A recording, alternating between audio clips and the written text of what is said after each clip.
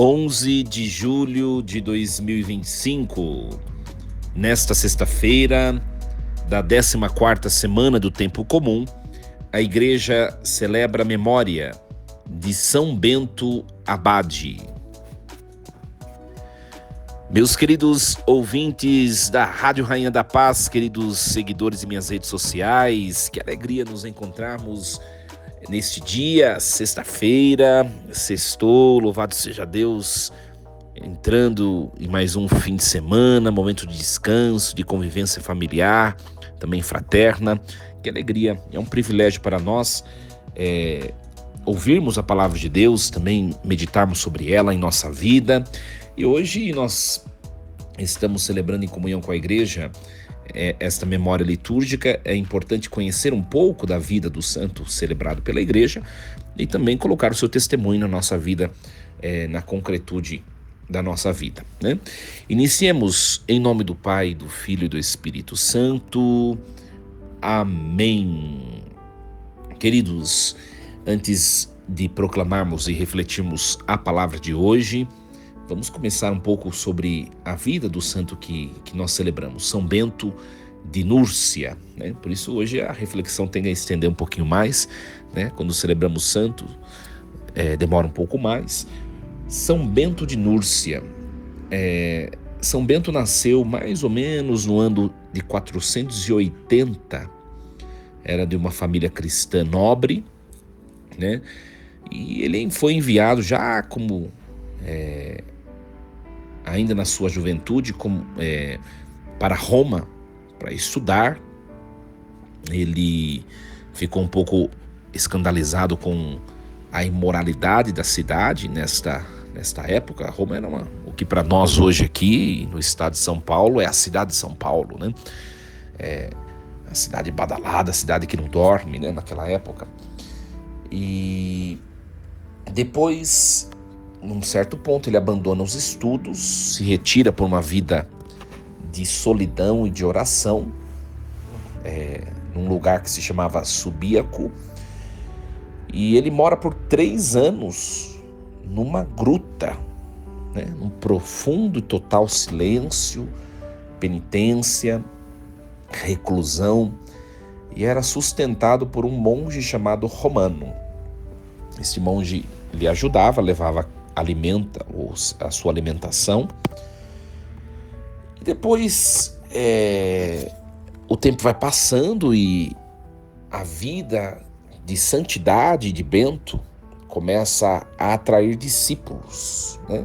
Então um grupo de monges, impressionado com a sua vida austera, né, o convida para ser abade no seu mosteiro, né? Só que esses monges que o convidaram logo percebem que ele de fato leva uma vida austera, né, verdadeiramente uma vida de abandono profundo em Deus, e eles começam a se incomodar com a liderança firme de Bento, né? Interessante isso, né? Pensavam que era tudo uma moda, uma brincadeira, e depois se deram conta que não. E aí começam a se incomodar. Por isso, alguns monges vão tentar envenenar São Bento. Então foram 2 tentativas de envenenamento. A primeira tentativa de envenenamento, que foi por meio do cálice, né? Esses monges que estavam descontentes com a disciplina exigente de São Bento tentaram envenená-lo colocando veneno no vinho, né? E na hora da litúrgica, o Bento, ao abençoar com o sinal da cruz a taça se parte milagrosamente, se quebra, e ali se revela o veneno, né? Então, depois nós temos uma segunda tentativa de envenenamento. Num outro episódio, tentam envenenar um pão que lhe é oferecido, né? E Bento é uma pessoa totalmente espirituosa, ele percebe o que está acontecendo e e tinha um corvo que o visitava diariamente, e esse corvo acabou por levar esse pão envenenado para bem longe de Bento e também bem longe de outras pessoas. E um testemunho de livramento, mais um segundo livramento de Deus na vida de São Bento, né? Então aqui um testemunho para nós já, né? A oração e a bênção, né, tem uma força real, né? O sinal da cruz não é um gesto decorativo, é escudo e proteção, né? Aqueles que têm intimidade com Deus, Deus revela os perigos ocultos, mas é por isso a necessidade de nós vivermos em comunhão espiritual com Deus. A fidelidade, o discernimento espiritual e o poder da cruz nos protegem contra todo o mal que é disfarçado. Então, um testemunho muito bonito, né? Por isso que na oração de São Bento, que é tão conhecida por nós, né, o sinal principal que acompanha essa oração é o sinal da cruz, né? A cruz é o elemento exorcístico da oração de São Bento. Por isso é importante a importância de sempre carregarmos junto conosco qualquer sinal religioso no nosso corpo, ou um crucifixo, né? Ou tem pessoas que usam escapulário de Nossa Senhora, outras medalhas, outros sinais, Nossa Senhora das Graças, enfim. Isso é muito importante, pedir para um sacerdote ou um diácono abençoar e também cultivar uma vida de oração e de intimidade com Deus.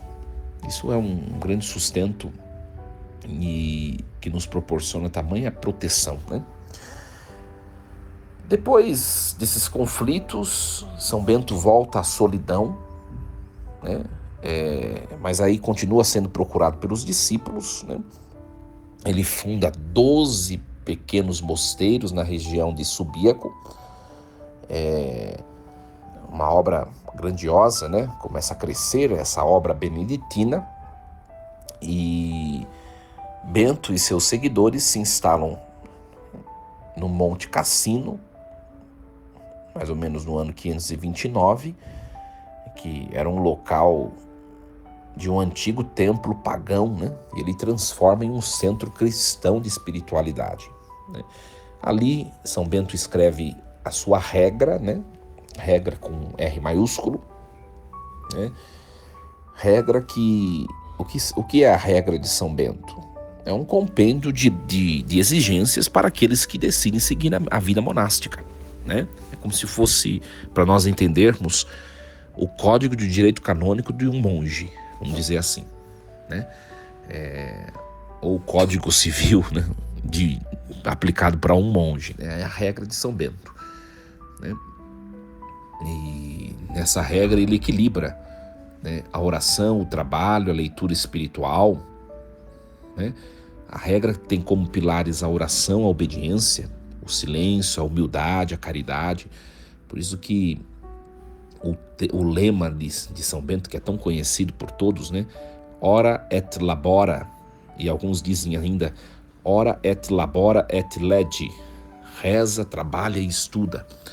Ou seja, o trabalho não impede de cultivar uma vida espiritual, e a vida espiritual também não impede de nós trabalharmos, termos uma vida digna e também cultivarmos o crescimento cognitivo, né?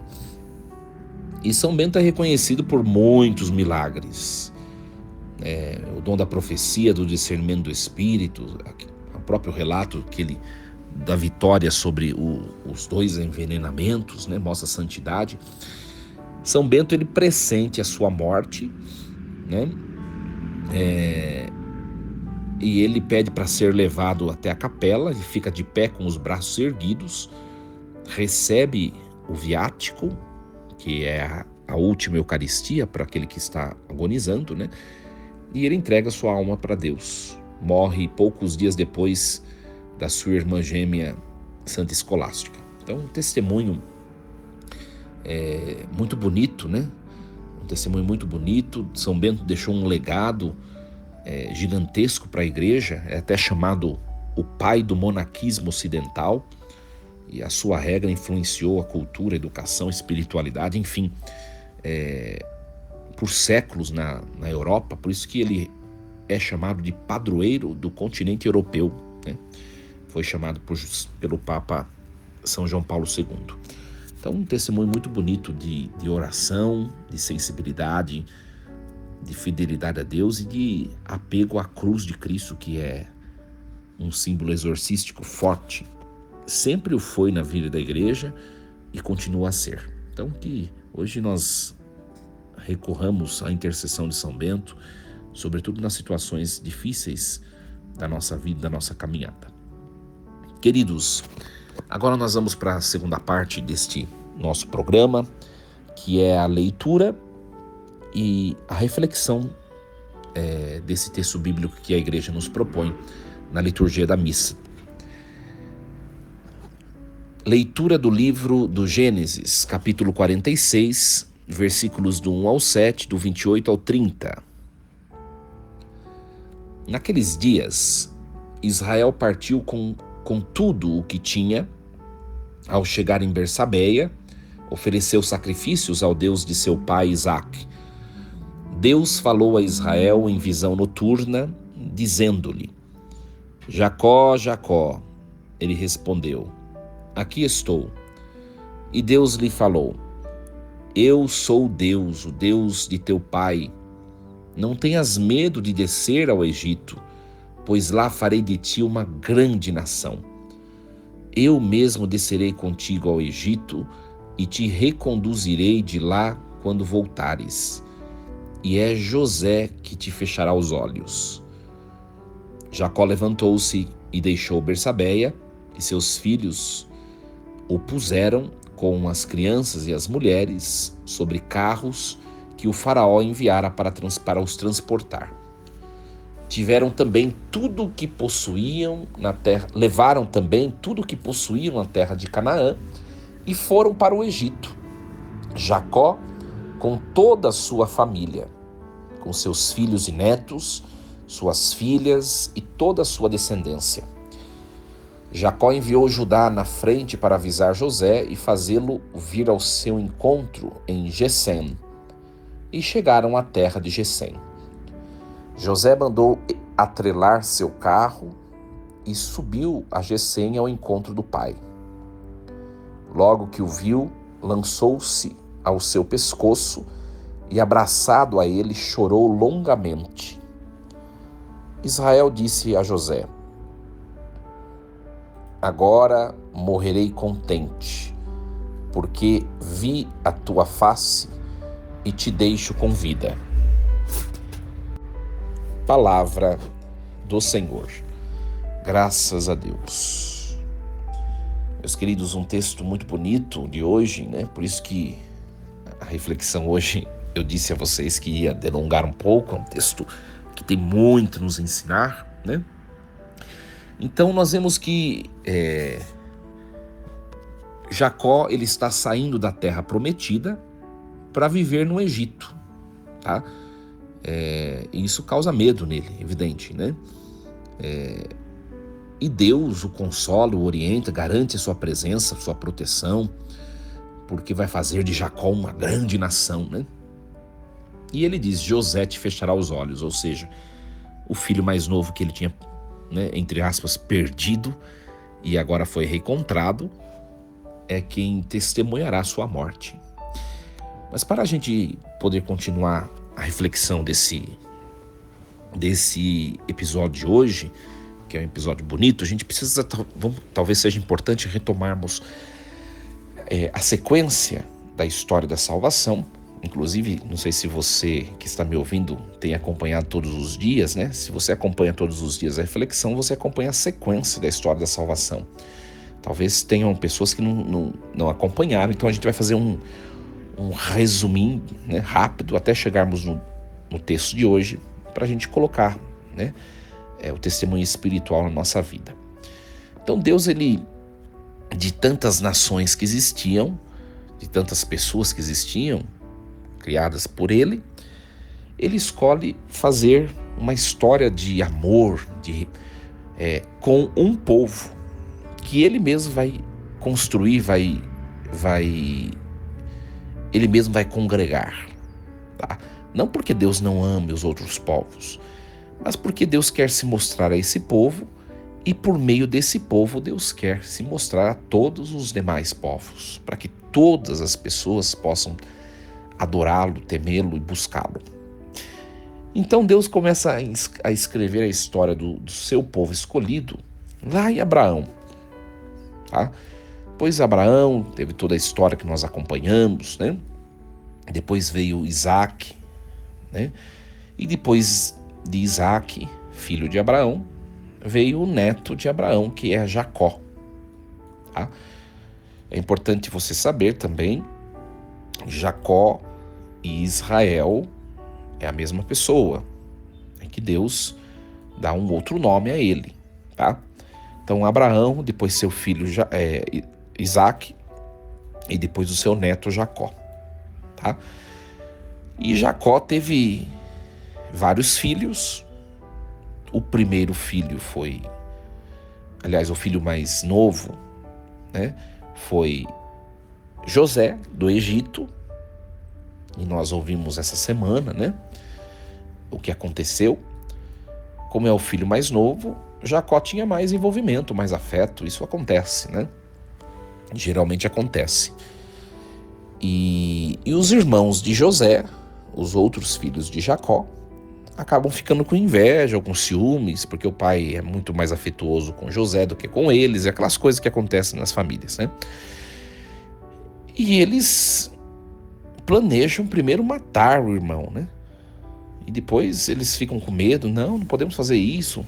Um fala uma coisa, outro fala outra, não, vamos... E aí, por fim, eles, de maneira consensual, esses irmãos decidem vender José, que é seu irmão mais novo, para uma caravana que estava passando num lugar. Assim, eles conseguiriam se livrar desse irmão. E acontece, quando eles voltam para casa, eles dizem para o pai que um animal feroz comeu José, matou e comeu. Passam os anos, Jacó acredita, né, ter perdido o filho mais novo, tal. E aí surge o que aconteceu nas narrativas de anteontem, né? Passam os anos e surge lá na terra de Canaã uma grande fome, né? Uma seca, uma fome acontece ali. E Jacó envia os seus filhos para buscar alimento no Egito, para comprar alimento no Egito, que era o único lugar onde se encontrava alimento para ser comprado. E eles vão até o Egito. E ali, por desencargo do destino, eles começam um diálogo com o faraó para comprar alimento. E por surpresas, de maneira surpreendente, o faraó com quem eles estavam conversando e pedindo alimento era o seu irmão, que eles tinham vendido há anos atrás. Olha só, reviravolta, né, que o destino faz, né, na história. José, que é o faraó, percebe que são seus irmãos. Seus irmãos não percebem que o faraó é José a quem eles tinham vendido. Olha só o que acontece, né? E depois há um encontro. José vai dizer para eles, nós acompanhamos ontem, né? José vai dizer a eles que ele era José, a quem eles tinham vendido. Eles ficam com grande terror, mas depois se reconciliam, pedem desculpas, pedem perdão. E depois agora tem a cena de hoje. É importante retomar para a gente poder entender, né? A cena de hoje é a cena que José quer que toda a sua família vá para o Egito, onde ele é rei, para poder dar uma vida, uma condição melhor para o pai, que é velho, né? Já está quase para morrer. E acontece essa mudança. Então o texto de hoje é a mudança de toda a família de Jacó ou Israel. Lembra, mais uma vez, Jacó e Israel, o mesmo ancião, o mesmo homem. Então hoje o texto fala dessa mudança. Então Jacó, ele parte com os filhos, seus netos, todas as coisas, seus bens, tudo que ele tinha, ele parte para o Egito, tá? É importante também nós sabemos que isso vai marcar um novo tempo de experiência do povo hebreu, tá? Então, agora eles viverão no Egito de maneira tranquila, porque o filho de Jacó é rei do Egito. Então, a mordomia, a proteção, a alimentação, tudo garantido. Mas depois, mais para frente, nós vamos ver que esse mesmo lugar vai se tornar um lugar de escravidão, né? Mas isso são outros dias, deixa para as próximas reflexões, né? Então, Jacó, ele sente que a sua vida está completa. O filho que ele pensava estar morto, na verdade está bem vivo, está bem e ocupa uma função privilegiada, né? E depois nós vemos aqui, né, o reencontro, né? Então eles fazem a mudança. Quando Jacó chega no Egito com todas as suas coisas, sua família, é um momento de profunda emoção humana e espiritual, né? Jacó, o pai, e José, que era o filho que ele pensava que estava morto, mas não estava, né? Eles se abraçam, choram, se alegram, porque ficaram anos separados. Foi um grande sofrimento. Então Jacó, ele sente que a sua vida está completa. Ele viu o seu filho que achava que estava morto, agora está tudo completo, né? Qual que é a mensagem espiritual desse texto de hoje para a nossa vida? Que é isso que é o mais importante, né? Deus, ele guia os passos da nossa vida. Mesmo nas grandes mudanças, nos grandes desafios, mesmo quando nós passamos por grandes necessidades e dificuldades, nós temos que levar a certeza de que Deus está guiando, conduzindo pela sua providência divina, onipotente. Ele está guiando e conduzindo a nossa história. Um outro ponto para a nossa vida, para a nossa reflexão de hoje, para colocarmos na nossa vida, é sobre reencontros e reconciliações.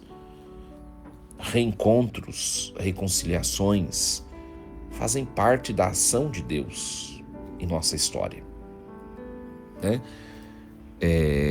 As situações às vezes difíceis nos nossos relacionamentos que nós vivemos no passado, no hoje nós podemos modificá-las, né? Nós somos convidados a olharmos muitas vezes para trás e percebermos que nós podemos reescrever o passado de maneira diferente, com leveza, com perdão, com bondade, com recomeços, né? Um outro ponto para a nossa reflexão dessa experiência bíblica de hoje é que as promessas de Deus se cumprem no tempo certo. No tempo certo. Existe o nosso tempo e existe o tempo de Deus. O ideal é que quando nós levamos uma vida espiritual sólida, de intimidade com Deus, é que nós conformemos o nosso tempo ao tempo de Deus, que seja uma coisa única. Mas acontece às vezes que nós nos tornamos muito apressados e que o tempo de Deus se torna diferente do nosso. Por isso que a gente sofre muitas vezes. Nós sofremos muitas vezes, tá? Quando a gente leva a certeza de que a providência está conduzindo tudo, nós vivemos de maneira muito mais serena. Nós aproveitamos muito mais o nosso hoje, nós caminhamos com mais responsabilidade, não fazemos as coisas de maneira descabeçada, inconveniente, e aprendemos a esperar em Deus. Esperar. Tudo tem um tempo e cada pessoa também tem o seu tempo. É preciso tomarmos consciência disso, tá? E mesmo que em algumas situações da vida Deus pareça estar ausente, ou até mesmo Deus pareça não existir, levar essa certeza, o silêncio de Deus em alguns questionamentos da nossa existência também faz parte do seu projeto, da sua dinâmica e do seu modo de conduzir. E nós não podemos questionar o jeito que Deus conduz a história. É muita presunção nós fazermos isso. O que cabe a nós é o quê? Levarmos essa certeza. Deus está conduzindo tudo. E aí você pode se perguntar, mas por que aconteceu isso? Ou por que acontece no hoje isso? Ou por que desse jeito? O que fazer? Quando fazer? Como vai ser? De que jeito as coisas vão deslanchar na história? Tem coisas que não adianta nós ficarmos nos questionando. Basta levar a certeza de que Deus está no comando de todas as coisas e está conduzindo a história. Ou nós cremos que Deus é cheio de poder e que está conduzindo a nossa história, ou nós não cremos. Então, é categórica a coisa, minha gente.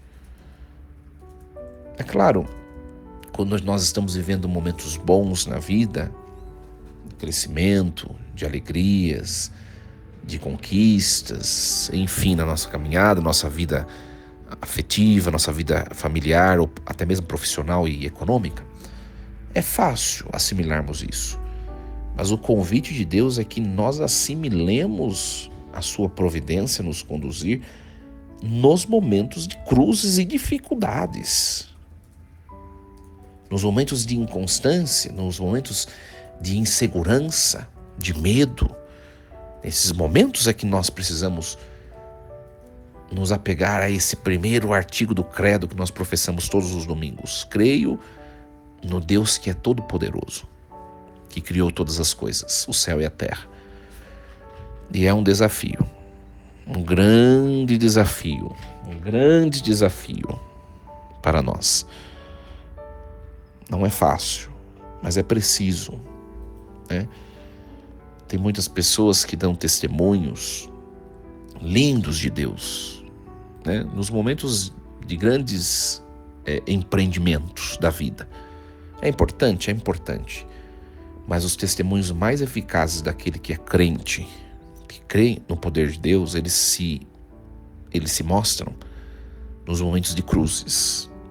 Portanto, eu não sei o que você está vivendo na sua vida pessoal, familiar, no que tem acontecido na sua caminhada, mas se você tem vivido um momento de cruz, um momento de dificuldade, um momento novo, que talvez te provoque na sua fragilidade medo, desespero, né? É o momento de você ser firme em Deus, a vida de oração, a vida eucarística, né? A vida de penitência. É o momento de você colocar Deus em primeiro lugar, acima do dinheiro, dos seus projetos, dos seus afetos, dos seus empreendimentos. Ouvir a palavra, colocá-la na vida e dar testemunho de fortaleza para as pessoas com quem convivemos. É interessante também, como mensagem espiritual desse texto de hoje, nós percebemos que o gesto de José chorar no pescoço de seu pai mostra que a fé, ela não exclui sentimentos. A fé não exclui tristeza. A fé não exclui fragilidade. A fé não exclui emoções. Mas a fé ilumina tudo isso. Tem gente que pensa que ter fé é ser rochoso, é ser imbatível, é ser inquestionável, é ser sempre forte. Isso não é ter fé. A fé, ela deve morar no nosso coração nos grandes momentos em que nos mostramos fortes, mas também ela deve morar no nosso coração quando nós nos vemos frágeis, pela nossa condição pequena diante do mundo. É para nós refletirmos um pouco. É para nós refletirmos que a palavra de hoje ilumine nossa vida. Hoje, celebrando São Bento Abade, que esse testemunho também de apego à cruz, de oração, de fortaleza, né? Apego ao poder espiritual da cruz do Senhor, nos ajude, nos estimule. É um grande testemunho para nós, São Bento, esse que celebramos hoje. Queridos, não vamos delongar muito mais tempo, mas que essa mensagem possa contribuir a todos nós, com todos nós. Sextou, fim de semana chegou, aproveitemos, festejemos e não deixemos que os momentos difíceis da vida nos tirem a alegria de viver.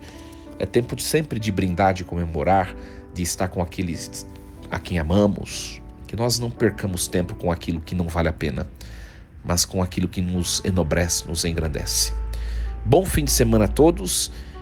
Amanhã, sábado, nos encontraremos com mais um programa Reflexão Diária. Vocês, ouvintes desta rádio, continuem conectados, nos acompanhando, ouvindo uma boa música.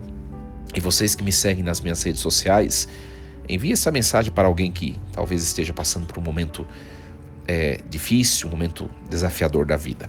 Força e coragem. Deus os abençoe e os proteja hoje e sempre. Em nome do Pai, do Filho e do Espírito Santo. Amém. E lembremos-nos sempre, Deus está no comando de tudo.